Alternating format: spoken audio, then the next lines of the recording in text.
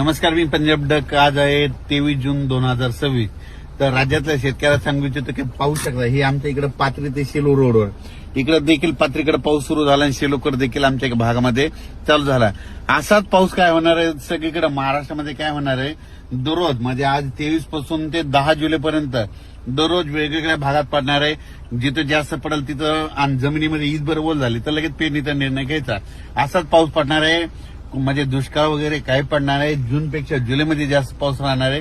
जुलैच्या पहिल्या वीकमध्ये पहिल्या आठवड्यामध्ये चांगला जोराचा उडी नाले वाहतील असा देखील पाऊस येणार आहे. आणि ह्या 8 दिवसांमध्ये आज 23 पासून ते 30 तारखेपर्यंत 23 जून ते 30 जूनच्या दरम्यान ह्या 8 दिवसात देखील दररोज वेगवेगळ्या भागात वेगवेगळ्या तालुक्यात वेगवेगळ्या जिल्ह्यात असा पाऊस पडत जाणार आहे. सर्व शेतकऱ्याची पेरणीयोग्य पाऊस राहणार आहे म्हणून हा अंदाज सर्व शेतकऱ्यांनी लक्षात घ्यायचा.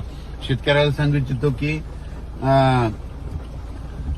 शेतीमध्ये काय करायचं की समजा पाऊस पडल्याच्या नंतर जमिनीमध्ये पहिल्यांदा सगळ्यात महत्वाची ओल तपासायची. ईदभर जर ओल गेली तर तुम्ही कधी पेरणीचा निर्णय घेऊ शकता. 4 बोट 6 बोट जर ओल असेल तर तुम्ही पेरणीचा निर्णय घेऊ नका. कारण की राज्यामध्ये मात्र पाऊस येणार आहे. फक्त काय होणार आहे मागं पुढे थोडं होणार आहे. काही जणांची आज पेरणी सुरू होईल, काहीची उद्या होईल, काहीची 2-3 दिवसांनी होईल. ज्या भागात उशिरा पाऊस पडेल त्यांची उशिरा होईल. पण पाऊस मात्र सगळीकडे म्हणजे जुलै ते 15 जुलैपर्यंत सगळीकडे पडणार आहे. सगळ्यांच्या पेरण्या 15 जुलैपर्यंत होऊन जातील म्हणून हे लक्षात घ्या.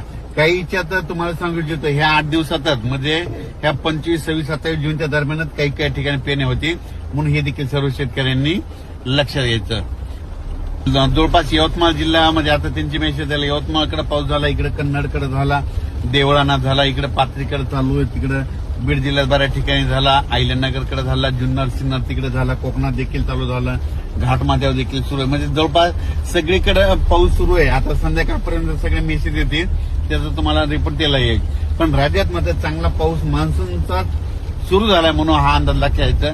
शेतकऱ्यांना परत विनंती आहे दुष्काळ वगैरे काही पडणार नाही. फक्त एक गोष्ट काय झाली ह्या ग्लोबल वॉर्मिंगमुळे वाढत्या तापमानामुळे निसर्ग थोडा 20-22 दिवस पुढे सरकला आहे. त्याच्यामुळे दरवर्षी आपल्याला काय होणार आहे जूनच्या शेवटच्या आठवड्यातच पाऊस येणार आहे आणि शेतकऱ्याच्या पेरण्या होणार आहेत. म्हणून यावर्षी देखील तसंच झालं म्हणून तुम्हाला सांगायचं भविष्यात देखील असंच होणार आहे. म्हणून फक्त शेतकऱ्यांनी काय करायचं थोडा धीर धरा. दुष्काळ वगैरे काय पडणार नाही. पेरण्या बिलकुल होणार आहेत. 15 जुलैपर्यंत सगळ्या महाराष्ट्राच्या पेरण्या लागतील म्हणून हे देखील सर्व शेतकऱ्यांनी लक्षात घ्यायचं.